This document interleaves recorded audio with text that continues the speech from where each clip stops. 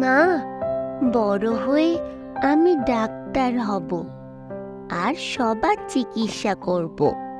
তাই ডাক্তার হতে গেলে কিন্তু অনেক পড়াশোনা করতে হবে তোমাকে। হ্যাঁ মা, আমি করব।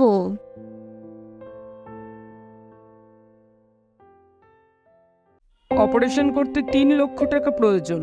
আপনি তাড়াতাড়ি কাউন্টারে টাকাটা জমা করুন, তারপর চিকিৎসা শুরু হবে।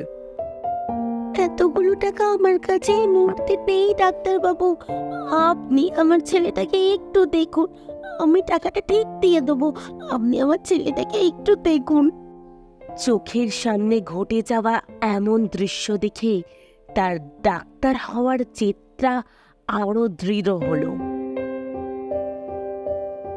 এখন কেবলই চলছে এন্ট্রান্স এক্সামের প্রস্তুতি। শুরু হলো ডাক্তারি পড়া। ছোটবেলা থেকে তার যে এটাই স্বপ্ন ছিল। মানুষের প্রতি তার অগাধ ভালোবাসা, সততার সাথে কাজের জন্য বহু মানুষের কাছে সে কিছুদিনের মধ্যেই বড্ড আপন হয়ে গেল। চোখের সামনে দুর্নীতির রহস্য ফাঁস হলো। তবে এবার কি করা? না, এমনি করে তো চলতে দেওয়া যায় না।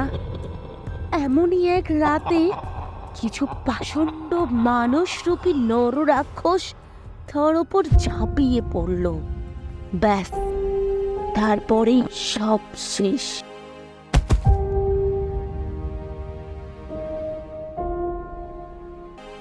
সে আমাদের কাছে ডাক্তার, কিন্তু সেও কারোর ঘরের মেয়ে, কারোর ঘরের বোন।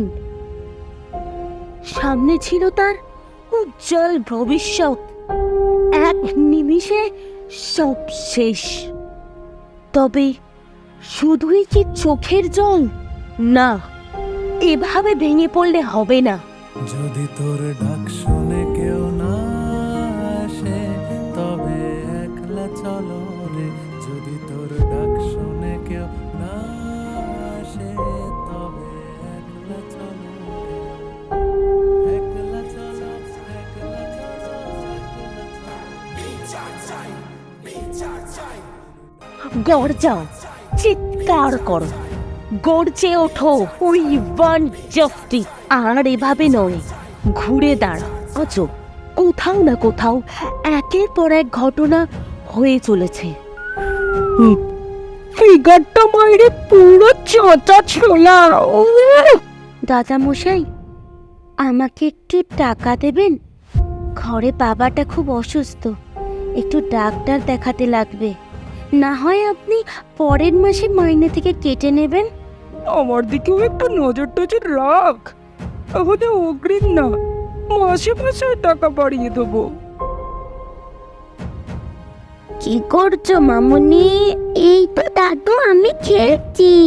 আসো আমার কাছে আসো, আমি একটা খুব মজার খেলা খেলবো। মজার খেলা? কি খেলা দাদু? আমিও খেলবো, আমিও খেলবো। ছেড়ে দাও, আমার ছেড়ে দাও, আমার ব্যথা লাগছে, আমি খেলবো না। আমাকে ছেড়ে দাও, আমাকে ছেড়ে দাও। এর যে কোনো শেষ নেই, থামলে হবে না, চালিয়ে যেতে হবে আন্দোলন। We want justice, we want justice.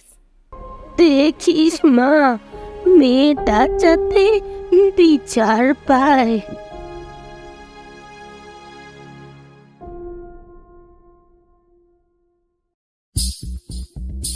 আমাদের আন্দোলন চলছে, চলবে।